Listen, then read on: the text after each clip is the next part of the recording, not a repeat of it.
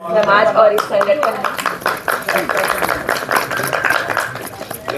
में बहुत बड़े पद को का जिम्मेवारी आज मनीषा को देने जा रही हूं और मैं आशा ही नहीं पूरी उम्मीद करती हूं कि इस पर खरे उतरेंगी और समाज में अपना अच्छा योगदान देंगी।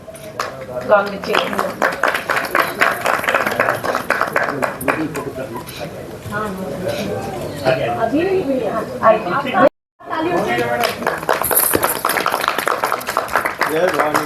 जय भवानी। जय भवानी।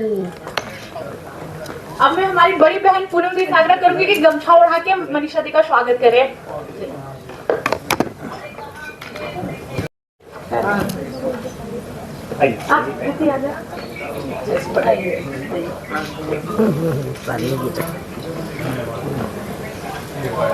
श्री विनय कुमार सिंह जी को धन्यवाद देती हूँ कि वो हर पग हम महिलाओं संगठन के लिए बहुत ही अच्छा कार्य करने के लिए हमेशा हमें प्रेरित करते हैं।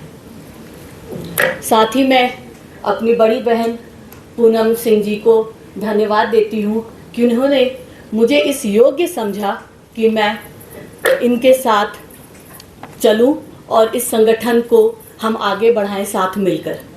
तो और यहाँ जितनी भी महिलाएं साथी यहाँ आई हुई हैं, आप सभी को मेरा प्रणाम और जोहार।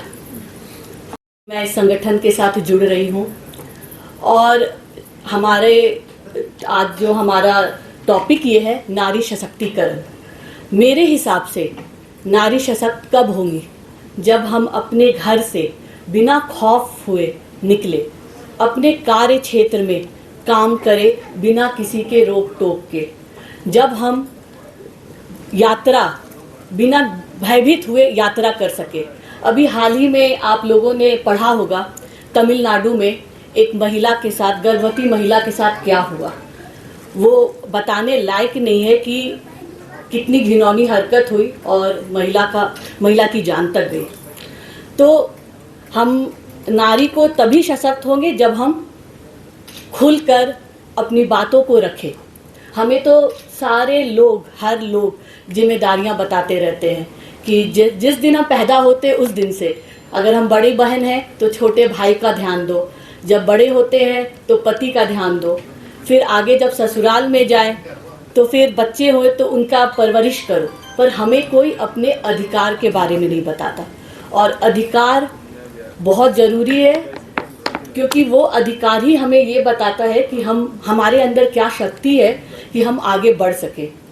और मुझे लगता है नारी को सशक्त करने के लिए पहला कदम होगा शिक्षा। जब तक हम शिक्षित नहीं होंगे हम कुछ भी नहीं कर सकते। अगर मुझे आपसे ही बात करना है तो मेरे पास शब्द होने चाहिए कि मैं अपने, चाहे मेरी प्रॉब्लम्स हो, मेरी व्यथा हो, कुछ भी हो, मैं आपको व्यक्त कर सकूं। तो नारी को शिक्षित होना बहुत ही अनिवार्य है, बहुत ही अनिवार्य है। अगर नारी शिक्षित रहेंगी तभी उनमें बल रहेगा, तभी वो शक्तिशाली बनेंगी, तभी हम आप लोगों से अपने जो भी हमारे अंदर जो भी प्रॉब्लम्स हमारी चल रही है हम आपसे डिस्कस कर सकते हैं या बता सकते हैं, या घर हो या परिवार हो। तो नारी को सशक्त करने का मतलब है पूरे समाज को सशक्त करना। महिलाएं सिर्फ ये नहीं है कि ये सिर्फ महिलाएं के लिए ही है। नारी सशक्त मतलब पूरा देश, समाज सब सशक्त होंगे। अगर हम कुछ एग्जाम्पल्स लें, अगर हम इतिहास में जाएं तो हमारे पास बहुत सारे रानी लक्ष्मीबाई हुई, सरोजिनी नायडू हुई, मदर टेरेसा हुई। हमके उनसे प्रेरणा लेनी चाहिए और हमें आगे बढ़ना चाहिए। और ये हम खुद अपने दिल से, अपने अंदर से ला सकते हैं। तो मैं सब जितनी भी बहनें यहाँ पे बैठी हुई हैं, हम सब पढ़ते हैं कि ये इस देश की आधी आबादी महिला है। पर महिला तभी सशक्त होगी जब महिला पढ़ी लिखी रहे। तो हमें अब शिक्षा पे बहुत महत्वपूर्ण ध्यान देना होगा और हमें हर वर्ग के लोगों को भी लेके चलना है। हम क्षत्रिय समाज से हैं तो इसका ये मतलब नहीं है कि हम सिर्फ क्षत्रिय समाज को लेकर चले। हमें हर वर्ग, चाहे वो छोटे हो, चाहे वो युवा हो, बेरोजगार हो, बच्चे हो, जो भी हमारे पास आए अपने प्रॉब्लम्स उससे हमें सॉल्व करने की कोशिश करनी है और हमें आगे बढ़ना है।